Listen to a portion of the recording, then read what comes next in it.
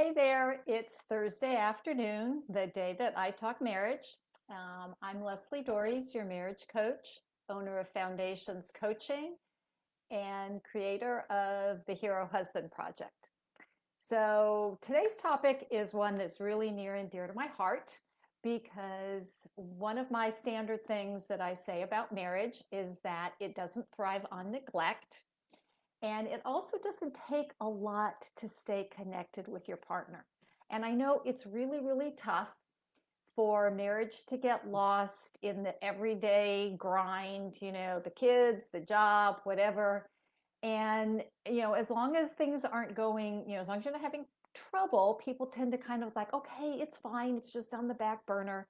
And then you wake up one day and you try to figure out who that person is sitting across from you on the kitchen table and what they're doing in your house. And so the big thing is to figure out ways to stay connected through the years. And so today I want to talk about three relatively simple, and they can be pretty easy ways to make sure that you and your wife are staying connected. And the first one is what we call daily rituals, because there are four specific times during the day that if the two of you make an intentional effort to connect with each other, to acknowledge each other, to recognize each other, it really is like super glue for your marriage. And those four times are what you do when you first wake up and see each other. The second one is how the two of you separate for the day, how you each go about your own business. The third is how you come back together at the end of your separate days. And the last is what you do right before you go to sleep. Now, if you start to pay attention to what you're doing at those times of the day, a lot of you are going to realize that you're just kind of missing each other. If you don't get up at the same time, if one of you gets up before the other one does, if that person then leaves the house or goes to work before, what do you do when you come home? If one of you's busy, maybe with the kids or getting dinner ready or whatever, does the other person just walk by you without even acknowledging that you're there? And again, do you go to bed at the same time? I know that in my own marriage, there have been times when I've either gone to bed and haven't told my husband where I'm going, or he's gone to bed and hasn't told me, and all of a sudden it's like, well, where did he go? Um, and that means we were not actually being conscious of each other. And just taking that time to acknowledge each other, to maybe be affectionate, give each other a good morning kiss, or bring your partner a cup of coffee, whatever it might be. Those are really important times to ground you in the fact that you have this commitment and connection to your wife. Now, the second one is anybody who does relationship work is going to tell you that you need to have a weekly date. Now, setting aside one evening or one afternoon a week to spend just with your partner is really, really important. Now I'm going to, and people go, oh, but we don't have a babysitter, or we've got the kids. I said, okay, first off, a date does not need to cost any money, and you don't even need to leave your house, which right now may be difficult for a lot of people. You can't go to your favorite restaurant, you can't go to movies, you can't do the standard date stuff, which actually is a good thing. Because back before COVID, when my husband and I would be out having dinner, I would see couples basically not talking to each other, and I wanted to go and throw my cards all over their table because they weren't really on dates. Or worse, they were on dates, but well, they were out, but they weren't on dates. Because my definition of a date is it's the two of you alone, no children, no friends, no family, just the two of you, and you are doing something fun. Okay, I hear you. You're going to tell me that you and your wife do not have the same idea of fun. All right, I get that.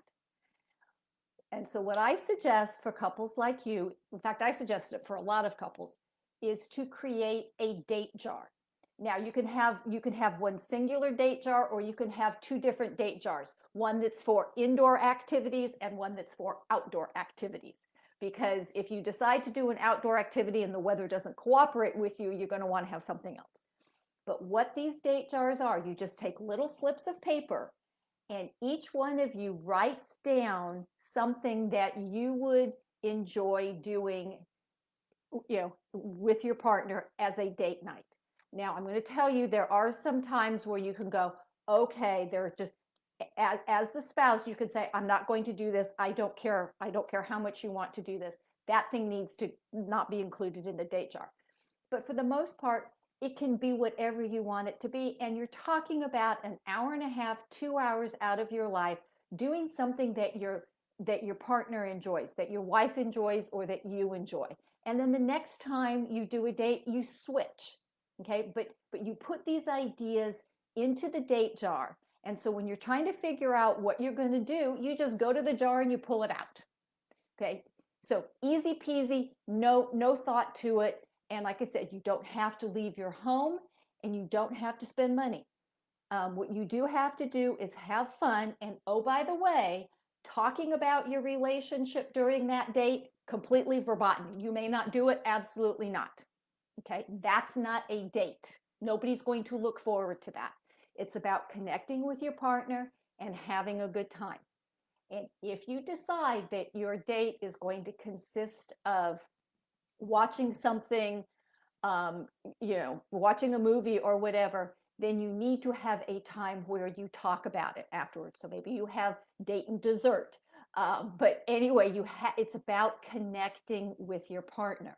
And so for those of you who have small children, you can do this during their nap time. You can do it after they go to bed. And if you have older children, while I'm not a big fan of video entertainment, for 90 minutes, you can put in a video and tell them, like my husband and I used to tell our kids, do not come into the dining room unless the house is on fire or somebody's bleeding. This is mom and dad time, and you need to go take care of yourself. And by the way, if you do this every week, especially starting when they're babies, they will get used to this and your marriage will be better for it.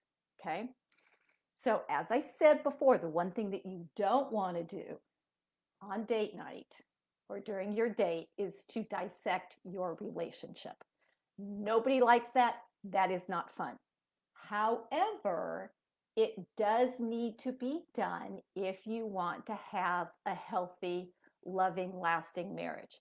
And so what I tell people is you need to have a weekly marriage meeting. This is where you set aside a specific time.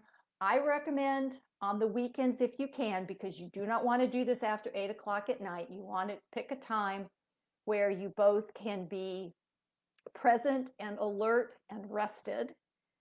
And you want to have an agenda.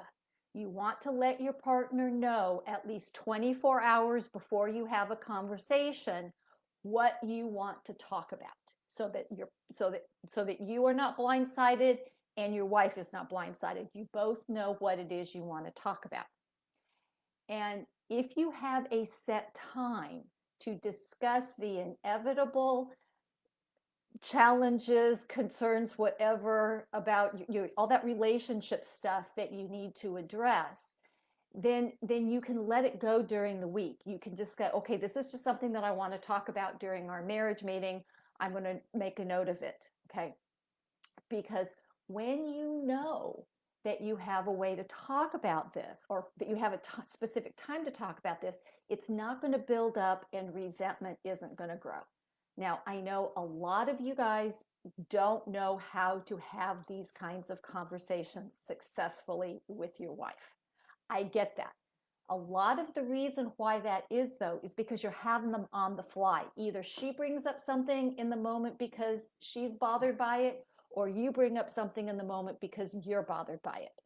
But I'm going to tell you, doing it on the fly is rarely going to work, especially if it's something that's important.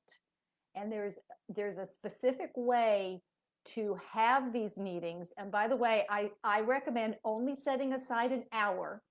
You don't want to be thinking I'm going to be going through this all day long, and you each get a half an hour of that time to talk about whatever your thing is. And I recommend that you set this aside, you treat it as sacred. The only way it gets canceled is through an act of God or a once in a lifetime event like grandma turns 100 and we're going to her birthday party. You want to make sure that you are doing this every single week. And if neither one of you has a challenge that you want to talk about, then use that same time just to, have other kinds of conversations like where do we want to spend our next vacation, or what's on your bucket list. But you want to use that time and keep it together, because unresolved issues create a huge amount of trouble in relationships, and they're a real source of distance and disconnection.